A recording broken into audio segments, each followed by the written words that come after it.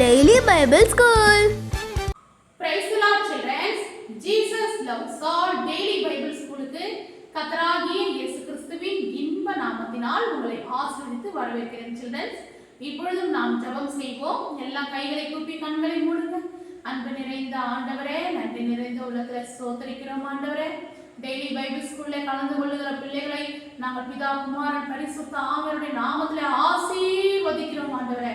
பிள்ளைகள் கோடியாய் பெருகட்டும் ஆண்டவரே.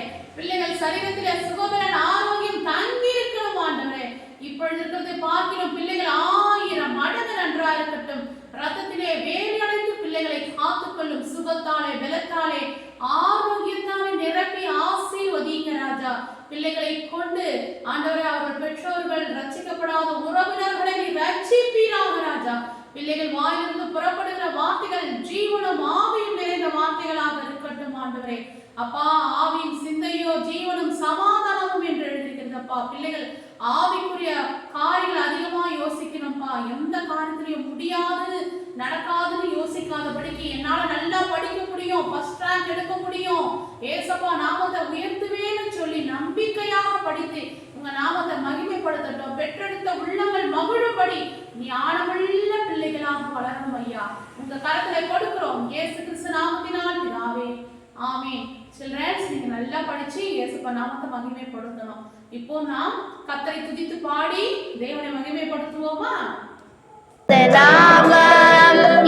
புகலிடமே கருத்தோடு துதித்திடுவேன். கர்த்தர் நாமம் ஏன் புகலிடமே கருத்தோடு துதித்திடுவேன். யெகோவா எல்லாமே பார்த்து கொள்வீர். யெகோவா எல்லாமே பார்த்து கொள்வீர்.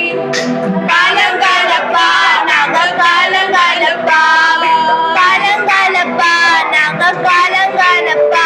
கர்த்தர் நாமம் ஏன் புகலிடமே கருத்தோடு துதித்திடுவேன். கர்த்தர் நாமம் ஏன் புகலிடமே கருத்தோடு துதித்திடுவேன். Praise the Lord. Hallelujah. தேவை எழும்பும் முன்னே உன் தேவைகளை சந்திக்கிறவரை நோக்கி பார். Hallelujah. அவர்தான் யெகோவா ஈரே. இதுவரை நம் தேவைகளை சந்தித்தவரும் அவரே. யெகோவா நிசியே என்றாலும் வெற்றி தருவீர். யெகோவா நிசியே என்னாலும் வெற்றி தருவீர். ஸ்தோத்திரமே அப்பா, ஸ்தோத்திரமே, ஸ்தோத்திரமே அப்பா, ஸ்தோத்திரமே. கர்த்தர் நாமம் ஏன் புகலிடமே கருத்தோடு துதித்திடுவேன். கர்த்தர் நாமம் ஏன் புகலிடமே கருத்தோடு துதித்திடுவேன். நீ சும்மா இரு, நான் உனக்கு ஆயுத்தம் பண்ணுவேன் என்று சொல்லி நமக்கு எல்லா காரியத்திலும் வெற்றி தந்த தேவன் அவரே. யெகோவா நிசி. கோடான கோடி சோதிர, கோடான கோடி சோதிர. யெகோவா ராஃபா சுகம் தரும் தெய்வமே. யெகோவா ராஃபா சுகம் தரும் தெய்வமே. காலங்காலப்பா நாங்கள் காலங்காலப்பா, காலங்காலப்பா நாங்கள் காலங்காலப்பா. கர்த்தர் நாமம் ஏன் புகலிடமே கருத்தோடு துதித்திடுவேன். கர்த்தர் நாமம் ஏன் புகலிடமே கருத்தோடு துதித்திடுவேன். சரீரத்தில் இருக்கிற பலவீனங்களை தூக்கி பாதாளத்திலே போட வல்லமை உள்ளவர் யெகோவா ராஃபா. வியாதியை உன்னிடத்திலிருந்து விலக்குபவர், உன் அப்பத்தையும் தண்ணீரையும் ஆசீர்வதிப்பவர் அவரே யெகோவா ராஃபா. யெகோவா ரூபா எங்கள் நல்ல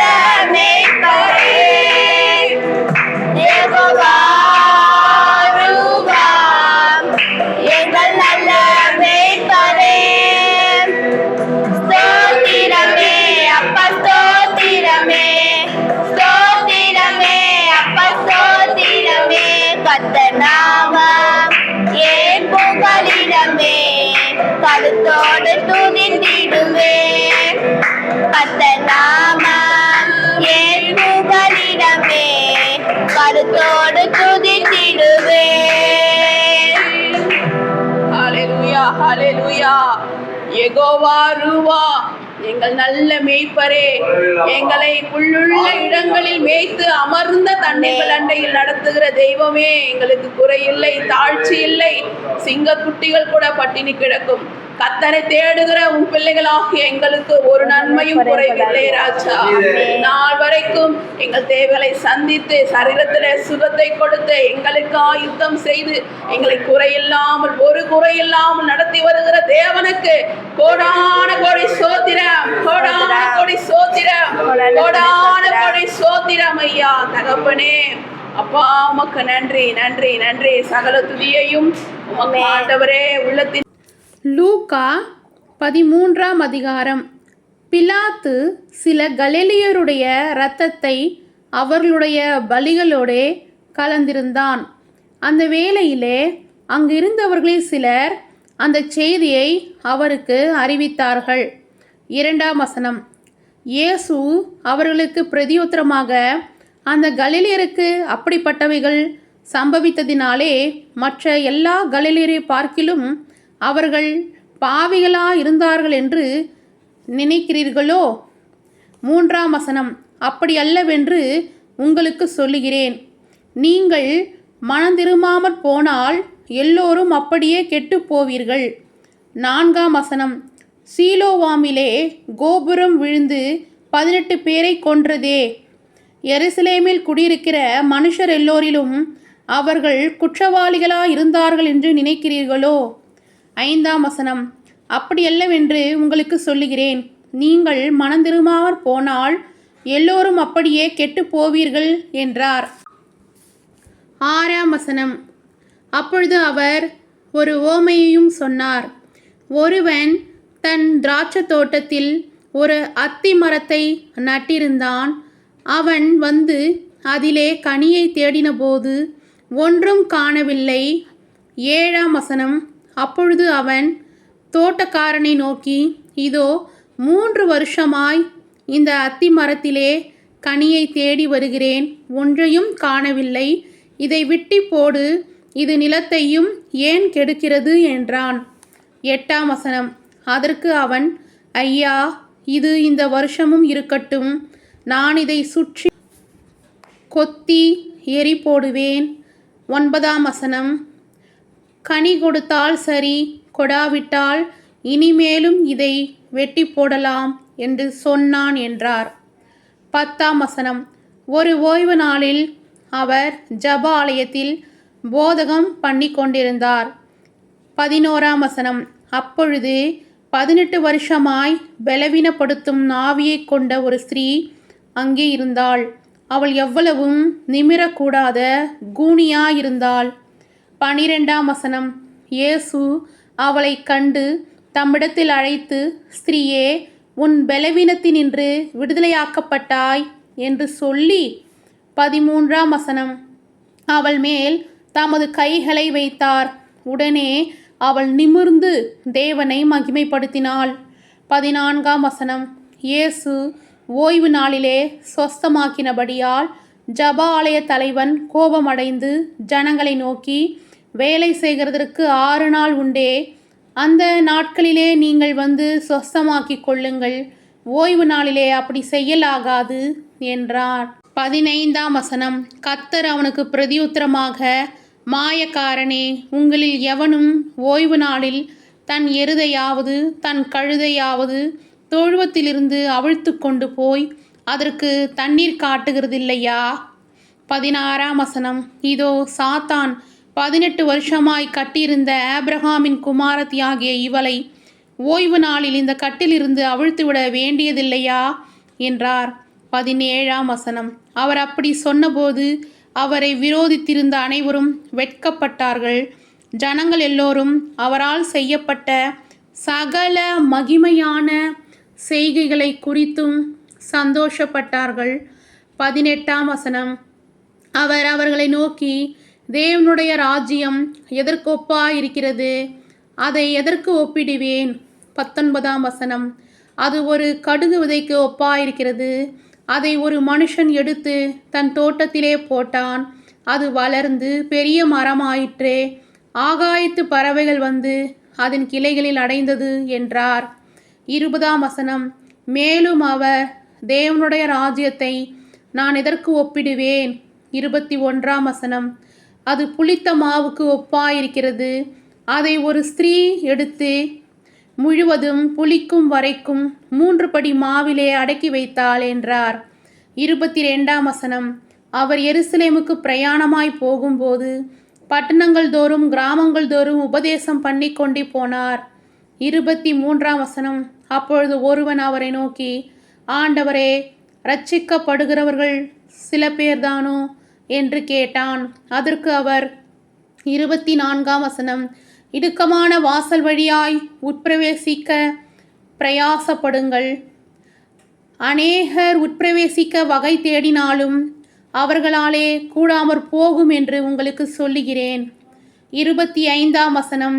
வீட்டு எஜமான் எழுந்து கதவை பூட்டின பின்பு நீங்கள் வெளியே நின்று, ஆண்டவரே, ஆண்டவரே, எங்களுக்கு திறக்க வேண்டும் என்று சொல்லி கதவை தட்டும்போது அவர் பிரதியுத்தரமாக, நீங்கள் எவ்விடத்தாரோ, உங்களை அறியேன் என்று உங்களுக்கு சொல்லுவார். 26ஆம் வசனம். அப்பொழுது நீங்கள், உம்முடைய சமூகத்திலே போஜனபானம் பண்ணினோமே, நீர் எங்கள் வீதிகளில் போதகம் பண்ணினீரே என்று சொல்லுவீர்கள். 27ஆம் வசனம். ஆனாலும் அவர், நீங்கள் எவ்விடத்தாரோ, உங்களை அறியேன், அக்கிரமக்காரராகிய நீங்கள் எல்லோரும் என்னை விட்டு அகன்று போங்கள் என்று சொல்லுவார் என்று உங்களுக்கு சொல்லுகிறேன். 28ஆம் வசனம். நீங்கள் ஆபிரகாமையும் ஈசாக்கையும் யாக்கோபையும் சகல தீர்க்கதரிசிகளையும் தேவனுடைய ராஜ்யத்தில் இருக்கிறவர்களாகவும் உங்களையோ புறம்பே தள்ளப்பட்டவர்களாகவும் காணும்போது உங்களுக்கு அழுகையும் பற்கடிப்பும் அங்கே உண்டாயிருக்கும். 29ஆம் வசனம். கிழக்கிலும் மேற்கிலும் வடக்கிலும் தெற்கிலும் இருந்து ஜனங்கள் வந்து தேவனுடைய ராஜ்யத்தில் பந்திருப்பார்கள். 30ஆம் வசனம். அப்பொழுது முந்தினோர் பிந்தினோர் ஆவார்கள், பிந்தினோர் முந்தினோர் ஆவார்கள் என்றார். 31ஆம் வசனம். அந்த நாளிலே சில பரிசேயர் அவரிடத்தில் வந்து, நீர் இவ்விடத்தை விட்டு போய்விடும், ஏரோது உம்மை கொலை செய்ய மனதாயிருக்கிறான் என்றார்கள். 32ஆம் வசனம். அதற்கு அவர், நான் இன்றைக்கும் நாளைக்கும் பிசாசுகளை துரத்தி வியாதி உள்ளவர்களை சொஸ்தமாக்கி 3ஆம் நாளில் நிறைவடைவேன். 33ஆம் வசனம். இன்றைக்கும் நாளைக்கும் மறுநாளைக்கும் நான் நடமாட வேண்டும். எருசலேமுக்கு புறம்பே ஒரு தீர்க்கதரிசியும் மடிந்து போகிறதில்லை என்று நான் சொன்னதாக நீங்கள் போய் அந்த நரிகளுக்கு சொல்லுங்கள். 34ஆம் வசனம். எருசலேமே, எருசலேமே, தீர்க்கதரிசிகளை கொலை செய்து உன்னிடத்தில் அனுப்பப்பட்டவர்களை கல்லெறிகிறவளே, கோழி தன் குஞ்சுகளை தன் சிறகுகளின் கீழே கூட்டி சேர்த்து கொள்ளும் வண்ணமாக நான் எத்தனை தரமோ உன் பிள்ளைகளை கூட்டி சேர்த்து கொள்ள மனதாயிருந்தேன், உங்களுக்கோ மனதில்லாமற் போயிற்றே. 35ஆம் வசனம். இதோ உங்கள் வீடு உங்களுக்கு பாழாக்கி விடப்படும். கர்த்தருடைய நாமத்தினாலே வருகிறவர் ஸ்தோத்திரிக்கப்பட்டவர் என்று நீங்கள் சொல்லும் காலம் வருமளவும் என்னை காணாதிருப்பீர்கள் என்று மெய்யாகவே உங்களுக்கு சொல்லுகிறேன் என்றார். ஆமேன். ஹல்லேலூயா. சில்ட்ரன்ஸ், லூக்கா 13ஆம் அதிகாரம் முழுவதுமாக படிச்சிங்க இல்லையா?